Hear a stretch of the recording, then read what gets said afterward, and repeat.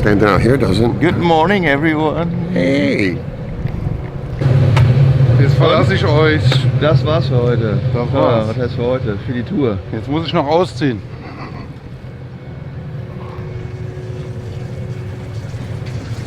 So, für dich endet die Travel Tattoo Tour heute? Ja. Wie war's? Leider. Ja. Leider. Nette Leute.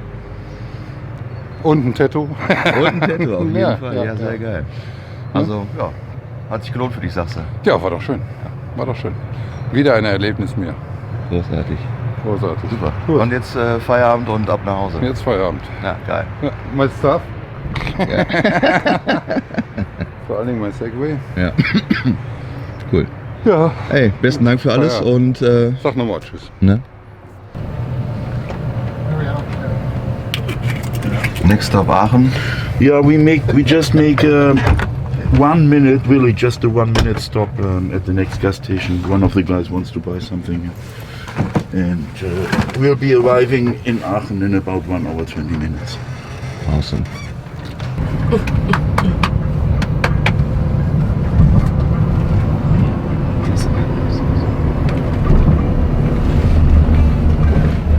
Na, wir gehen mal eben raus, ne? Ja, sprecht am besten mit ihm. Ja. Das ist der Chef hier. Kannst du mal direkt aufhören? Morgen. Da vorne. Ja. Alles klar? Ja, Ja. Also da raus, da ist das Band, kannst du einfach durchfahren, ist egal, das haben wir extra für euch gemacht. Hier vorne hin. Das ist schön.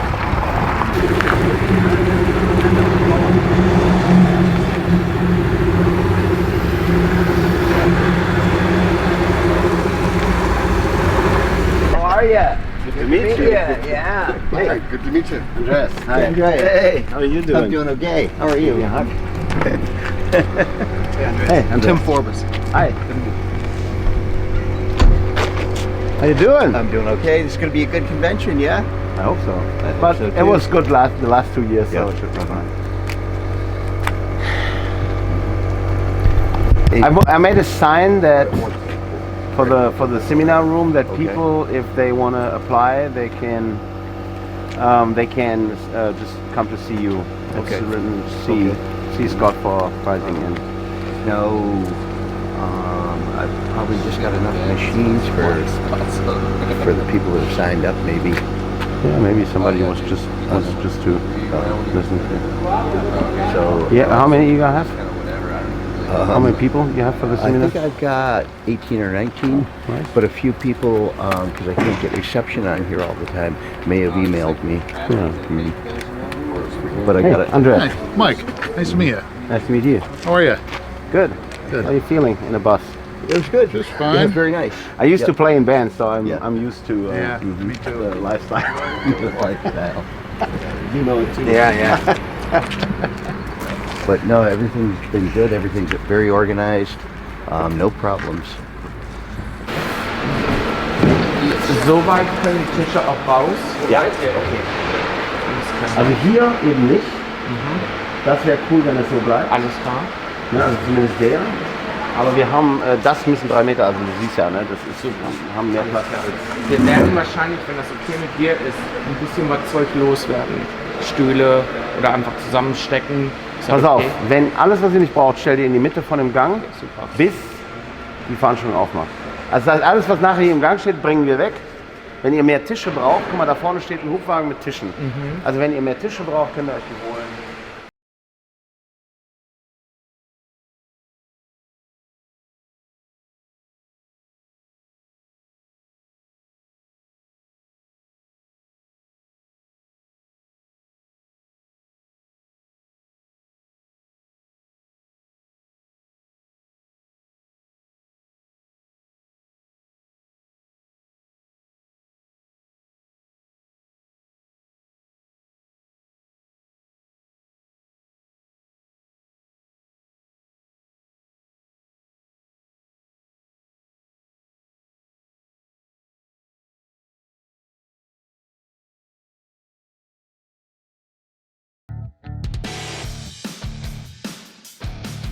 Da fängt eigentlich der Andreas mit an. Die Idee ist, eine Tattoo-Convention zu machen, wie eine Tattoo-Convention eigentlich sein sollte. Also ein Ort zur, ich sag mal, Begegnung von Tätowierern und natürlich auch den Leuten was bringen, was sie nicht an jeder Ecke kriegen. Also die Idee ist natürlich nicht, also dass man zum Beispiel Tätowierer hier hinbringt, die nicht an jeder Ecke tätowieren oder nicht an jeder Telefonzelle schon tätowiert haben. Dadurch bekommt man natürlich dann ein Publikum, was so ein bisschen ausgewählter ist. Wir haben viele Leute, die aus ganz Europa anreisen, weil da Tätowierer bei sind, die nicht ständig in Deutschland sind, nicht ständig in Europa sind. Einfach eine Fachmesse halt, eine echte Fachmesse, ne? Wo man eigentlich auch keine Kompromisse eingeht in Sachen Qualität.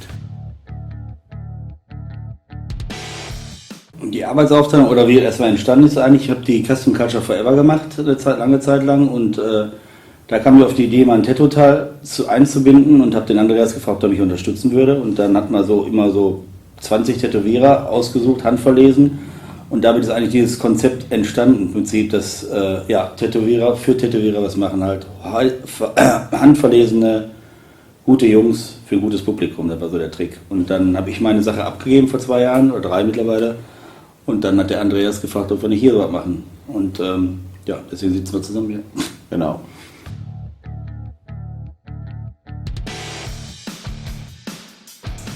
Da ist der Andreas der marktführende Mann. Ich sag mal so, ich interessiere mich ja schon ein wenig für Tätowieren. Das heißt, ich habe ja auch immer einen Überblick. Das heißt, ich weiß natürlich auch immer, was gerade so das Geschehen ist, ne? Wer jetzt gerade so, ne? Also ich sag mal so, das ist so ein bisschen wie, du machst ein Festival und da willst du immer die freshste Band haben. Ne? Du willst immer die Bands haben, die jetzt gerade, sag ich jetzt mal, bekannt sind oder gutes Zeugs machen. Und das ist hier genauso. Ne? Ich meine, dadurch, dass ich ja viel reise, lerne ich natürlich auch viele Leute kennen und dann ist das so auf Zuruf. Ne? Also wir verschicken auch keine Einladungen. Also es gibt keine Einladungsformulare, die man ausfüllen muss. Die Leute werden wirklich werden persönlich eingeladen. Ne? Das wird einfach gesagt, so, ey, hast du Bock? Und dann ist das sozusagen erledigt. Ne? Also das ist wirklich rein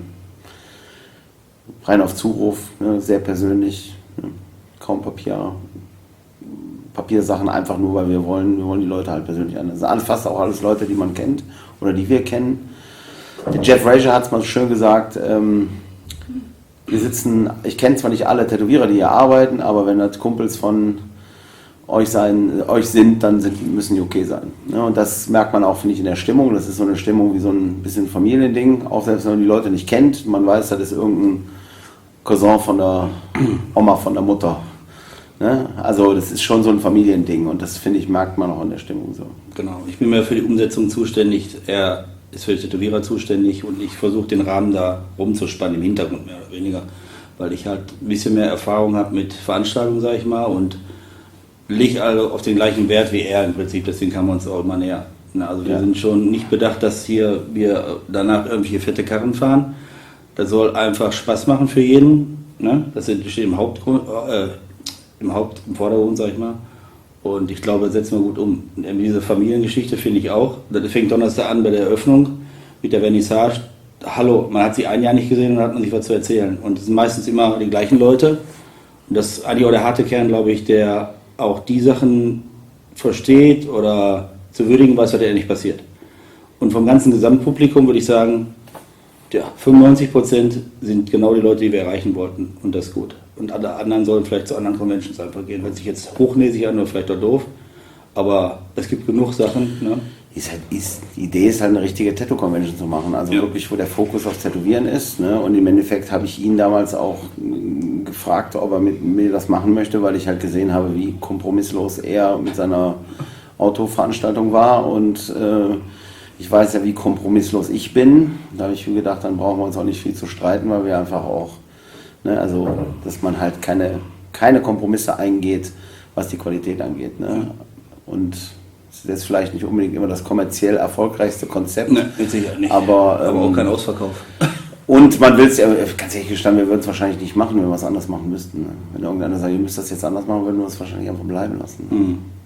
Weil das ja oftmals bei den Dingen, wenn irgendwas erfolgreich gelaufen ist, dass man dann sagt, irgendwie alles klar, wir packen jetzt nochmal eine Schippe drauf, wir machen mehr Leute, größeren Raum machen und was auch immer. Ich glaube, das ist halt grundverkehrte Geschichte einfach, wenn du schon eine erfolgreiche Geschichte hast, musst du genau den Level halten, was natürlich schwierig ist, weil das Ding liegt hier ziemlich oben. Ich glaube, der Trick ist einfach, dass man 3 Jahre irgendwie ein bisschen was ändert, dass die Leute wieder Spaß haben, das ist wie beim ersten Vögeln, findest du super, zweites okay, drittes auch gut, aber dann beim dritten Mal macht man vielleicht mal ein Rollenspiel, weiß ich mal. Also man muss ein bisschen Schwung drin halten. Aber das ist halt so, ich glaube, dass Abwechslung muss da ein bisschen reinkommen, man darf sich nicht auf seine Lorbeeren ausruhen, das ist immer ganz wichtig. Und das passiert hier ganz ordentlich. Wir machen immer was Neues oder er lädt neue Leute an, dann gibt es mal Bonsais, dann gibt es vielleicht mal Pinstriper dazu. Was es aber nie geben wird, sind hier Stripper und irgendwelche, die sich den Nagel durch den Kopf schießen. Das ist gut. Und gibt kein Popcorn.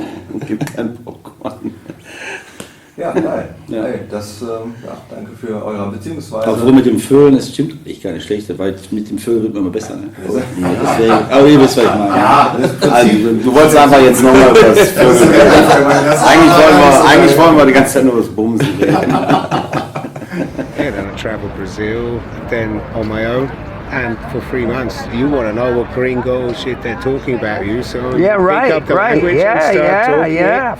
Yeah, fuck So- yeah. That was an easy way to pick up a bit of Portuguese as well. So Yeah, and now absolutely. they're renovating the street in front of my house, and there's one of the workers. He's from Portugal, and I go like, Portuguese. "S- Yeah, yeah. and I just say something in Portuguese quickly, and he's like over the moon. Oh, yeah, It's 'cause like somebody- every morning yeah, he's yeah, going, yeah. "Hey, tchau, beleza, rapaz," and he's Yeah. doing the whole Brazilian thing Sure, with me. sure. So it's good.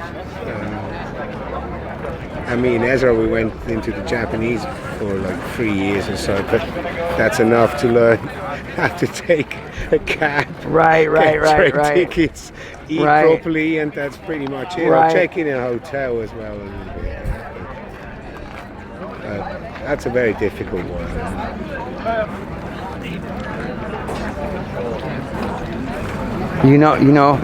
Yeah, we know each other, yeah. This guy's on the bus with us. Yeah, no. He's checking the socks every day, doesn't he? It's like, did you get new socks today? Or He's helping me run for president when I get home. yeah. Yeah, because when I get back, The campaign is on its run there. That's the only reason I'm joining the tour. right?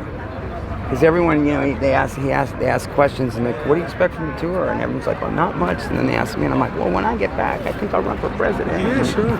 Change the drug laws. I think, maybe the gun laws, and I think Well, you it's- practice going on a bus now for like doing your little propaganda tour. right, there, right, you know? right. Wave from the front window. Right. Yeah, but Mick, I've been tattooing his flash since the early 90s, and he told me he's been listening to my band since the 80s. So that was like the highlight, meeting him. Like it really was for me. I really like him.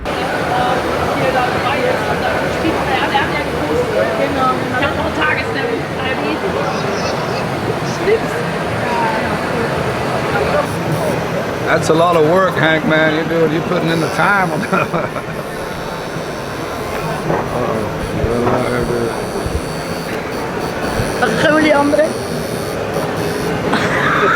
Woman!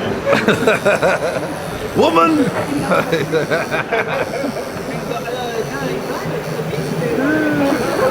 Hey, man. Okay, now interview this man.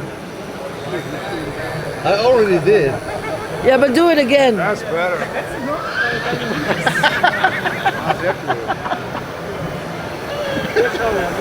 Aber so richtig Hello, Pablo. Nice to meet you. Pablo? Which Pablo? Is that Pablo? Hello, Pablo. Hey Pablo! Hi Pablo. Hallo, Pablo. Alles klar? Hello, Pablo. Hello, Pablo. Ja, ey, ihr habt ja jetzt mit dem Tätowiermagazin einen riesen Stand auf der Aachen Convention. Was ist denn das Konzept dahinter? Ja, wir haben uns überlegt, in Verbindung mit Andreas Coenen zusammen, der das Ganze hier veranstaltet, dass wir eine Möglichkeit finden wollten und bieten wollten, wie hier noch mehr nationale Künstler eben sich hier einreihen können bei dem krassen Line-Up und ja, hier tätowieren können. Und da kamen wir so auf die Idee, es wäre doch geil, eine Road zu machen mit 5 Arbeitsplätzen, wo wir jeden Tag einen anderen Künstler präsentieren können. Ja, und das haben wir jetzt gemacht zum ersten Mal und es war ganz schön geil bisher. Sehr gut. Wie viel insgesamt habt ihr jetzt dann gehabt? Genau, also wir haben eingeladen 15 Leute, die haben auch alle zugesagt. Leider ist ganz spontan einer krank geworden, das war der Marshall. Der konnte aufgrund einer Handverletzung dann nicht tätowieren, der war trotzdem da. Und der Felix Kienzle quasi hat dann 2 Tage gemacht. Es waren 14 Tätowierer quasi am Wochenende am Tätowieren bei uns. Super. Ja. Wie war das Auswahlkriterium?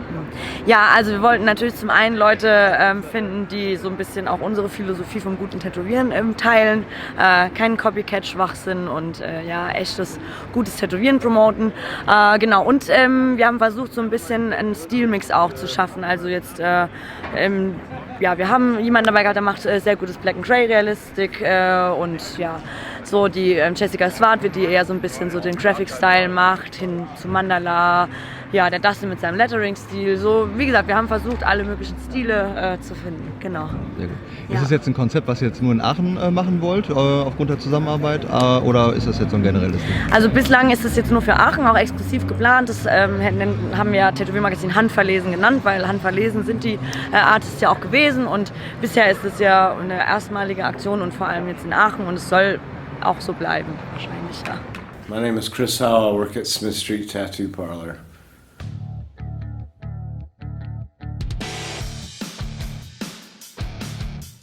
It's been an amazing experience. You know, I don't think any of us knew what to expect when we got on the bus, but it's been really busy tattooing and having a lot of fun with the other guys on the bus, and also just the experience of getting to work at these shops has been, you know, kind of like a dream come true in a lot of ways. All these European shops I've heard about kind of my whole career, and getting to go work there has been, you know, awesome.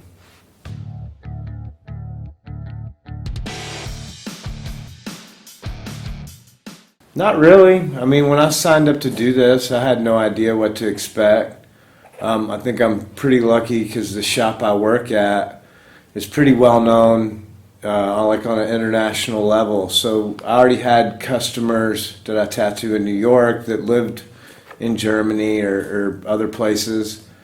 So I think that helped, but also it was important to me to kind of do my best to be busy. It only made sense to do it if I was gonna be able to tattoo. I have a wife and 2 kids, so it's like I have to provide.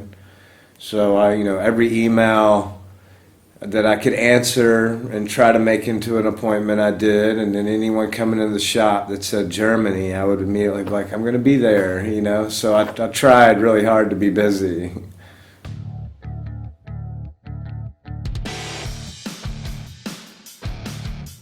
Well, at the shop, at home, a lot of times I just, with emails and stuff for people that are trying to come to the shop, I would just direct them to the assistant, have them call the shop and set it up that way. Unless they had like a question, other than setting up an appointment, I would answer it. But most of the time at home, we have someone that takes care of stuff like that, so I would direct them to them. But with traveling to Europe, and having to kind of handle all that on my own, I just handled it through emails myself.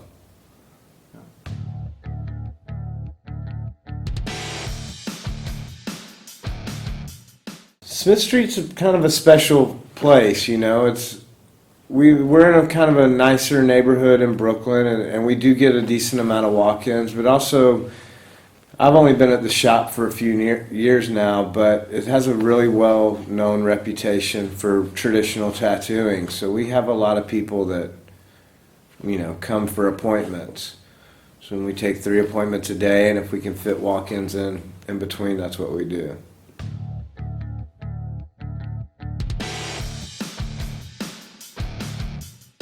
Well, I think with any style, especially something classic, it has not really a formula, but guidelines. Even with Japanese tattoos or black and gray tattoos, it's been done for a while now. So I think it just has to look like one. You know, there's just certain things like the line weight, your color palette, and not to say you can't, jump out of that and use a color that wouldn't be considered a traditional color. But I think you have to know those rules before you can really break them or develop a style in traditional or any other classic style of tattooing. Well, I think the more familiar you are with the history of it, it's obviously going to, be part of your process to see how, other people have done it before you, or to just taking it in visually, it can't help but affect how you're going to do your next tattoo, because you've seen hundreds of sheets of traditional flash, or you've really taken in one sheet and tried to repaint it, or whatever you've done to educate yourself on your style. It's obviously all going to help.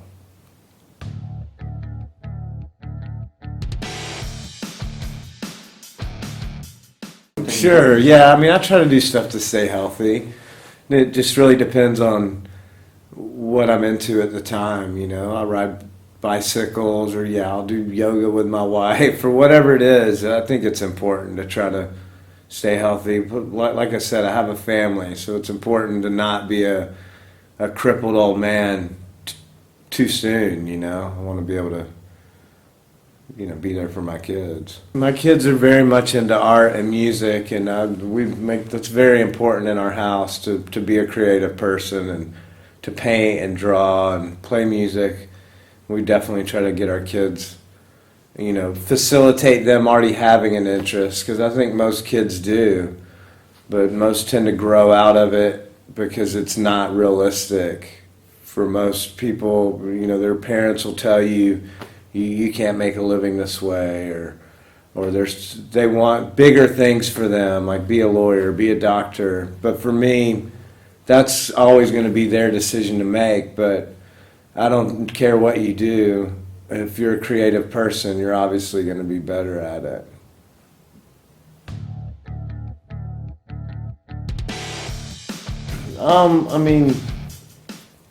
My wife is pretty involved with my career. She doesn't go to work with me every day, but I don't really make a lot of decisions as far as my career or my life without involving her. So, and she's familiar with the tattoo business. We've been together for 17 years, and I've tattooed for 21. So most of it, she's been around to hear and meet these people that I'm, on the tour with. She knows most of them already. So, yeah, I'd say she's pretty involved.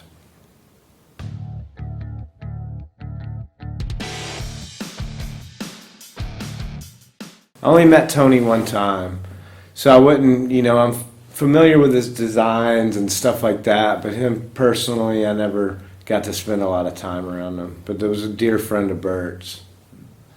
He was a king in New York as far as tattooing goes. He had been there for a long time and really had an impact on the style of tattoos in New York, and also just traditional.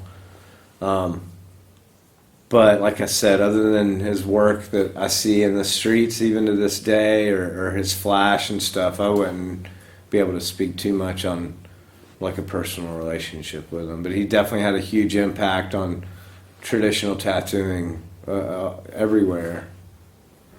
We should have known it was the best best parking place in the fucking spot. Where else would it be? You're getting in the front? I don't care. I go in the front. And I really like working, I don't mind it, And the thing is, I don't really have, I have no family, So it's not that I'm really, What else do you have to do? Exactly, And I like tattooing, and I like painting a lot, actually, because then it's like tattooing without people. Right. So it's all fine with me, Especially painting is that's my little therapy. Because I can paint whatever I want, and I don't have to deal with people. That's I can't wait to come back and play the prison and do the seminar. And I can't wait. Let's do something really cool out of it. Yeah. and I didn't like it. So I never did it again. Yeah, it's not like a, it's not a fun thing, that's for sure. So that's the original shop I opened in 97, so almost 20 years ago. Yes. 21 is this, yeah. Like this was only the downstairs, so it was this and then the back room where my station was. You know? So this was like, we changed a lot, but this was like kind of the room I started in this town 21 years ago. Wow. Mm-hmm. And then I had the landlord gave me the apartments upstairs. Oh yeah. Maybe you have to open it. So I ended up having the shop on 2 floors, and then I moved into the top floor apartment. And then at one point my landlord told me like, hey man, I'm gonna sell the building, and I was like, fuck. And then I went to the bank, and the bank gave me the money To buy it. to buy it. So you own the building now? Yes.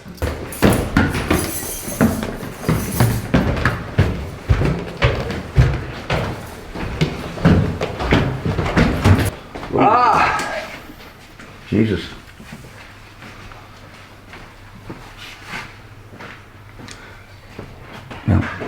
What?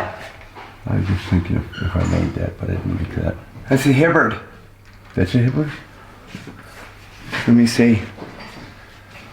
Yeah, that's a Hibbard with something added to it. No, I'm sorry.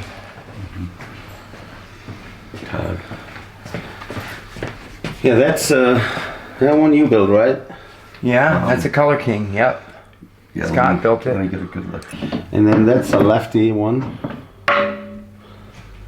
Oh yeah, this one's the bomb. Look at this. Whatever you do, don't show this to Scott. Oh, he's in the room. Scott, look at this left-handed PR. That's never been my favorite that he did that, because I was thought, but it is really nice. And then this one I got from you. Yeah, I just noticed that, the blonde, and there's a red one too, right? And then yeah, that's that the one. Jerry one. Yeah. With this one I worked like a bunch. This one's I worked a bunch with, because it didn't have original springs on. You think maybe somebody grinded it off? No, if they grinded it off, this would have been all smooth instead of, this is how it came, would have been more how it came out of the sand. Oh, okay. Because you can see marks as it came out of the sand. And Paul didn't file that off. He had somebody else mill these. Oh, okay. Yep, before he got them. Also, the back shelf is crooked. Yeah. Yep, and Paul, since that was milled by hand, it wouldn't have been like that. Do you remember the first generation of Paul Rogers Mickey Sharps did? Yeah. When the frame was a little thinner. You think that's what that might be? Maybe, I don't know. Go. One step. Yeah. Paul Rogers and all that, so I got interested in collecting. God damn. And how many people do you have work here? 10. Ooh. So that's the Paul Rogers. And that's not double cutting, but it has 2 springs. And that's Arnold Schweikert used that one. Really? Yeah. So I always wonder what that frame is. Oh, that frame? Yeah. It has like 2 springs. Let me see. Oh, double front Yeah, spring? for a liner. Double front spring. Double front spring for liners.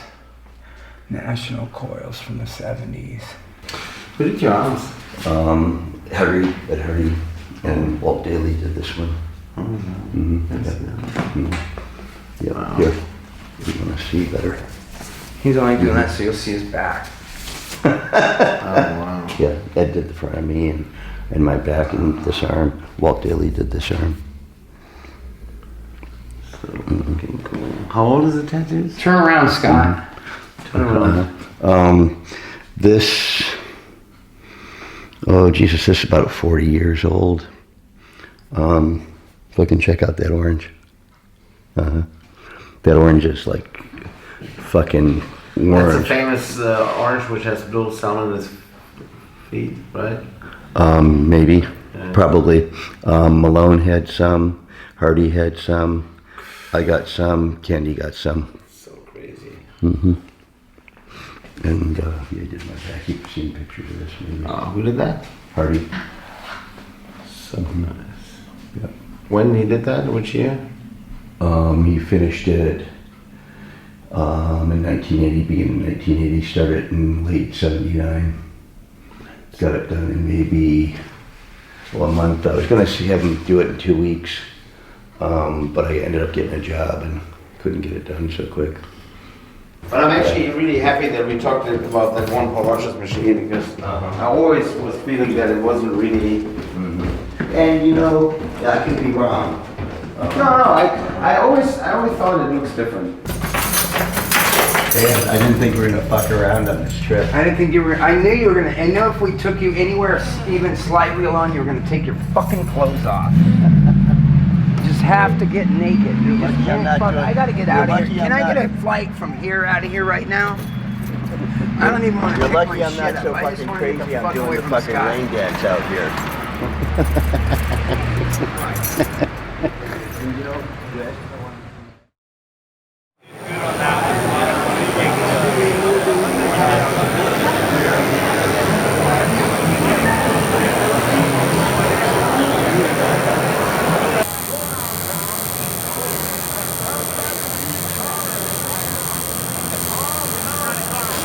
Ich glaube, ich war 2004 zum ersten Mal in New York und da war ich bei Daredevil Tattoo zu Gast, also Brad Fink's Shop in New York.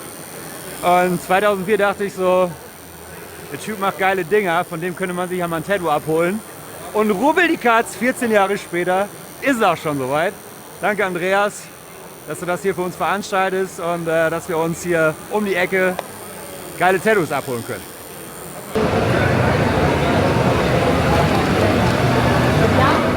Die Mutter, oder in diesem Fall der Fieder, lächelt mich mit einem Blick an, der mir anscheinend vermitteln soll, dass die Kleine ganz süß aussieht, wenn sie ihre Wurst will. Tut sie aber nicht. Sie sieht nicht süß aus. Sie hat nichts mehr von dem, was Kinder ausmacht. Sie hat dicke Backen anstelle süßer Bäckchen. Die Mutter sieht das anders. Okay, alle Muttis finden ihr Kind süß. Und selbst wenn die Hasenscharte des Todes in Verbindung mit Stottern und dem zugeklebten rechten Auge der neuen Kinderbrille Einzug gehalten hat, so will man doch nicht zugeben, dass das eigene Kind aussieht wie ein eingetretenes Kellerfenster. Verständlich.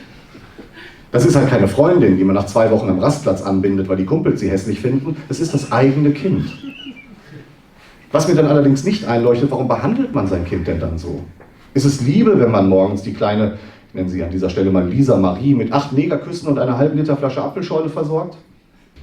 Oder ist es Liebe, wenn im Alter von 3 Jahren alle Zähne kariös sind und man beharrlich weiter Cola in die Nuki-Flasche schüttet? Oder ist es Liebe, wenn die kleine Speckfresse mit der Stellung ihrer Beine die Aufnahmeprüfung bei den X-Men direkt bestanden hätte? Ja, aber sie schreit doch immer so, wenn sie ihr Kinderbueno abends nicht bekommt. Ja klar, du dusselige Zippe, weil sie noch nie einen Apfel gesehen hat und ihre zarten Zungenknospen auf die Säure wahrscheinlich auch gar nicht mehr klarkommen würden, nachdem ihr der Glutamat-Express jahrelang die Mundschleimhaut so Klump gefahren hat. Ich habe jetzt schon keinen Bock mehr auf Fleischwurst. Gerade hatte ich noch die Vision von einem knusprigen Brötchen mit Thomas-Senf und Fleischwurst, 1 bis 2 kühle Kronen Pilz und die Füße in einem Eimer Wasser auf der Dachterrasse, während mir meine Hundedame begierig die Hände leckt. Jetzt nicht mehr. Ich möchte diese Mutti schütteln und ihr sagen, dein Scheißkind ist scheißfett und du bist scheiß schuld. Aber stattdessen lächle ich zurück, lege den Kopf auf die Seite, als wenn ich sagen wollte, oh, wie süß. Ich hasse mich in diesen Momenten. My name is Tomás Garcia, and most of the year I work at All Soul Tattoo in Kaiserstadt, PA, in the USA, and also when I go to Spain, in LTW in Barcelona. Very good.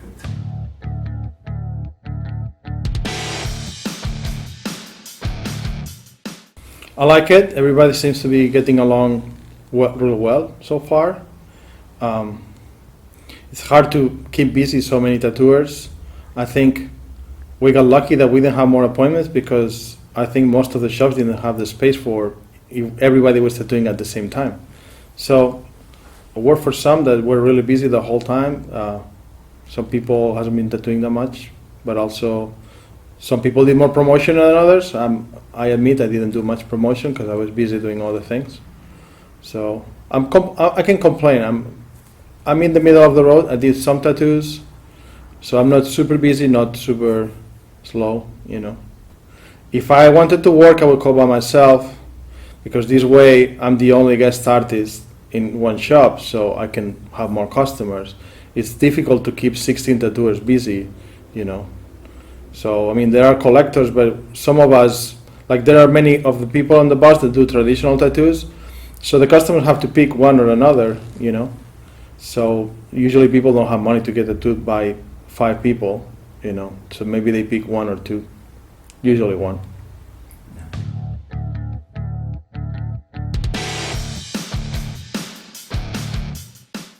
I tried to close my accounts a few times, and then I lost a lot of customers.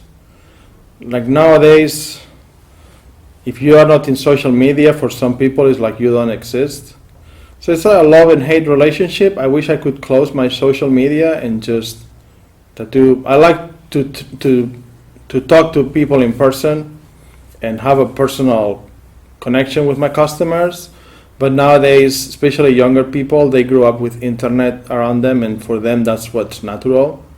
Not for me, but for them it is, and I work with them. I need to tattoo people, so I have to adapt to the times and work the way, you know, that it works. If I had more customers that didn't need social media, I would probably close it because it's a lot of work, and you know, it takes a lot of time to answer all the messages and questions and put photos, and you know, it takes time, and I'd rather put that time drawing and painting than on social media. But it does work. Then you can travel and tattoo people in places that you've never been, but you already have customers because they have seen you on social media.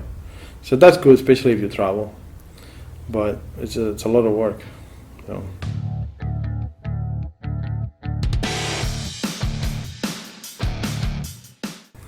Well, most of the year I'm in Pittsburgh. Let's say, I don't know, 9 or 10 months every year in Pittsburgh, and then usually for Christmas I go to Barcelona because that's where I was born and raised, and that's where all my family is, and my mother is already 81, so I try to spend time with my mother. So I usually go for Christmas because old people, they like that, they like to be the family together for Christmas. But most of my time in the United States. Maybe if my mother was not alive, I would not come really often to Barcelona. I still have a lot of friends and family, but the truth is my mother was, you know, that makes me come again and again every year. I don't really like to work in Spain. I go there because my family is there, but also it's the shop where I apprenticed, so I still like to work there with my friends, and I don't like to be too long without tattooing. I like to tattoo at least every week. So mostly when I go to Spain, it's just work enough to pay my expenses, so I don't have to bring money from the United States, and also so I don't lose the skills. I like to tattoo every week. So, but I prefer to work in America.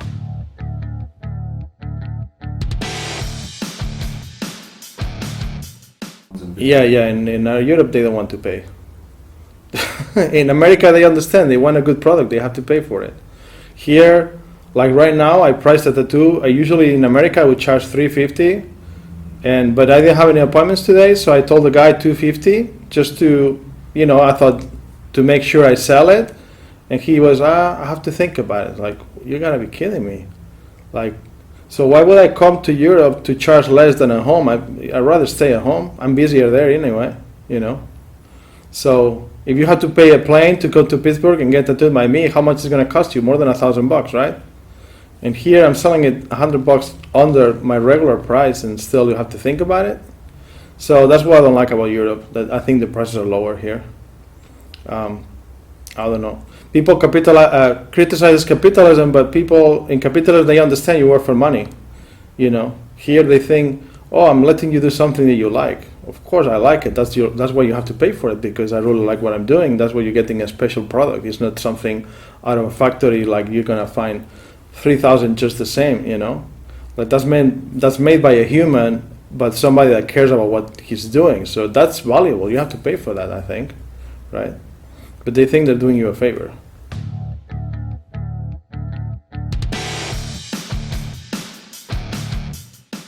Well, so I've been doing graffiti since the early 80s, and in my graffiti I used to put like a lot of textures like this, like dots and little lines and different textures that they came naturally from the spray can. And dots is one thing that, you know, when you're painting with spray, you can do and do dots, you know. So I usually use the shapes that come naturally from the tool that you're using. So if it's a brush, some brushes have a particular shape, so I can use that shape to make textures with it. Same with the spray can. So when I started tattooing, I would put some of those things that I was doing on graffiti, and at first the dots was just little details here and there on the tattoo, but it was not the main thing on the tattoo. It was just little details, but people started to like it. When I moved to the United States in 2002, at the end of 2002, I think it was October 2002, there was this Reed Street Tattoo Forum that was the first social media that tattooers were connected, I think, that I can remember. And we had a critique section, so we would put our work and then everybody would give their opinion. And people hadn't seen those dot textures that I was doing, so they started to call it the magic. So, and at first it was just a little detail on the tattoos, but then people asked for more, end up being like the main thing on the tattoo. And actually I've done tattoos that is just dots, nothing else. Not even drawing or just dots. So, you know, I like it, but I don't want to get stuck in that style either. I have other things that I like to do. So sometimes you fall on your own trap, like you make something popular that you do and then people don't want anything else, but there's more things that I do and I still want to do them. So I don't know what's going to happen in the future. I think I'm going to do a little bit of a change in my career for that matter, yes. I'm not going to stop doing it, but I want to do more things.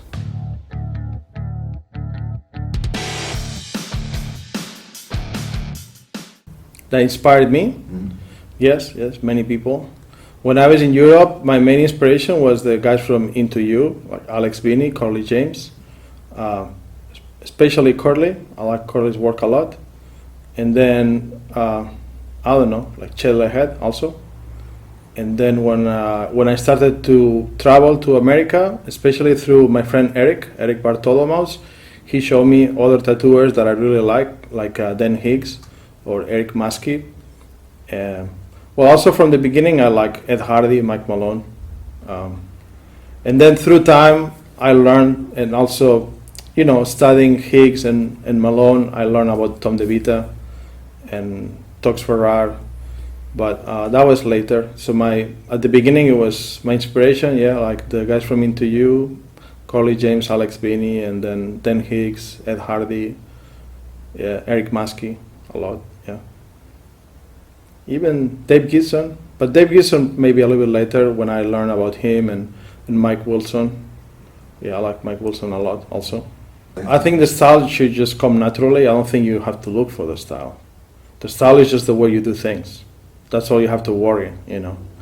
Some people think they have to invent a style, but I don't think that's natural. I think the style is just the way you do it. When I started tattooing, I finished my apprenticeship with this guy from Barcelona, Keiko, and his style is very different, but I don't think he tried to do that style. That's just the way. Sometimes our limitations or our mistakes makes the style, you know. Let's say I always do something crooked, but if I do it enough, that becomes my style, and people actually ask me for that, you know. But maybe I don't know how to do it better, but that's the way I do it, right? Ja. Ist ja Michael meine Zeit als Tourmanager. Ja. Ich bin 6 Wochen mit No Financier durch Europa gefahren. Mean Season und No Financier. 6 Wochen. In 94 mit 2 Vans, Alter. Danach wusste ich noch nicht mal mehr, ich kein Konzept mehr davon, wie die Welt funktioniert. Aber das war so schlimm, ey. Das war richtig schlimm. Also das ging mit, einer Fahrer hat dem Schlagzeug von Mean Season einer reingehauen und so Sachen. Also war richtig... War das ein Bus oder ein 2 Vans. Und dann bin ich ja 95 dann mit den Taggety und Ringworm und meiner Band auf Tour gewesen. Das war eigentlich relativ entspannt. Es war eher lustig. Da ist viel Mist passiert, aber eher lustige Sachen. Ne? Aber bei No Fun Answer, wenn du 6 Wochen, und ich meine, du weißt ja, wenn du im Van tourst, dann ist jede Nacht ein anderes Sofa, Ne? Dann hast du vielleicht 5-mal Hotel und sonst halt immer nur irgendwelche Sofas in irgendwelchen Punker-WGs. Und dann natürlich mit 2 Bands. Das sind dann so viele Leute, dass es auch nie cool ist. Ne? Also das heißt, es ist ja immer irgendwie in 2 Pennplätze oder du pennst auf dem Teppich oder so. Ne? Und dann in Vans, ne? Also wo du noch nicht mal nachts halt pennen kannst. Ne? Wahnsinn.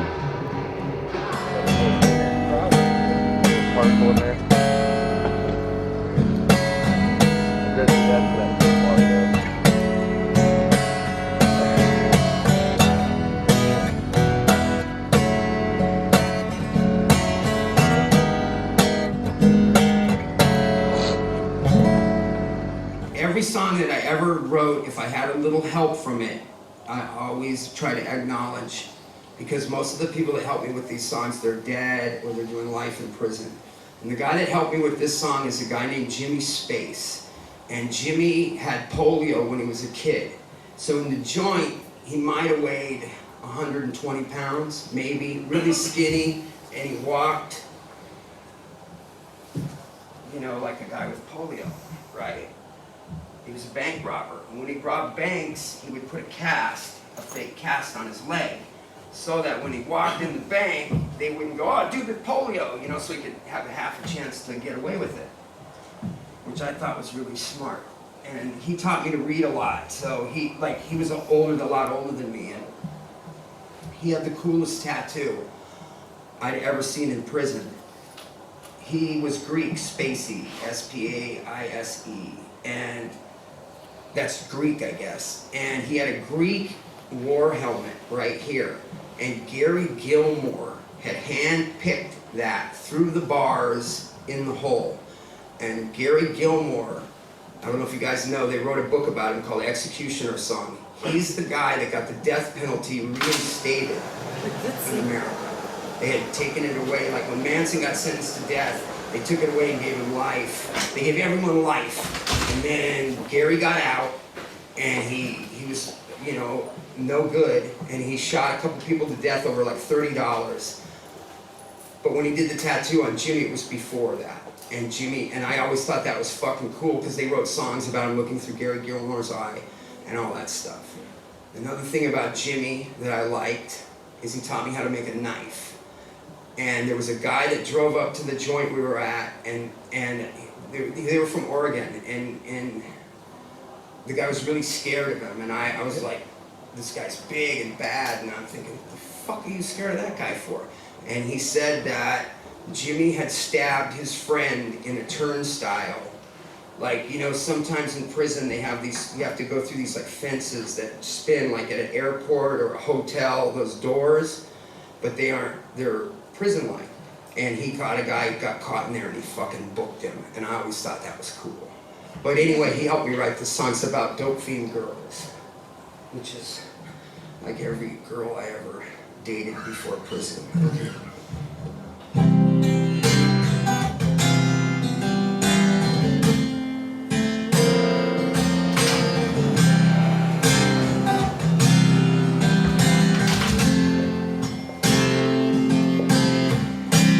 Proletarian husband and your convict friends, your plastic purse, it's filled with 5s and 10s, your 2 made-up faces and your innocent eyes, your mercury mouth, it's spouting endless lies, a silver spoon concealed near your breath,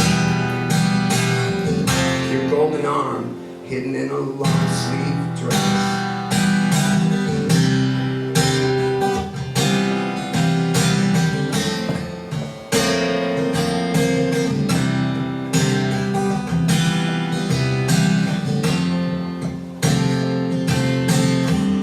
You listen for Keith Richards on your stolen radio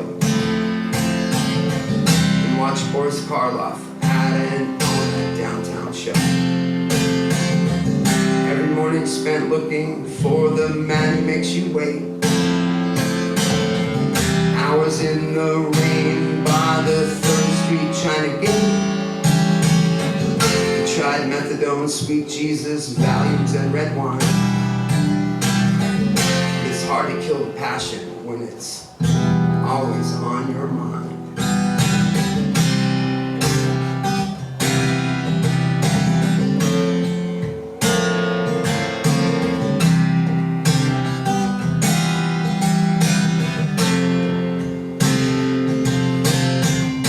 Judge her with mercy, please don't measure her too hard. She was once someone's little girl making mud pies in the yard. Judge her with mercy, please don't measure her too hard. She was once my little girl making mud pies in the yard.